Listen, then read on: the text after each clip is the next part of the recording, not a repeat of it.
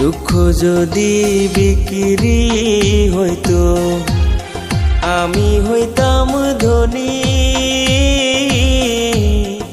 আমার কাছে আছে সই গো দুঃখ নামের খনি, সই গো দুঃখ নামের খনি।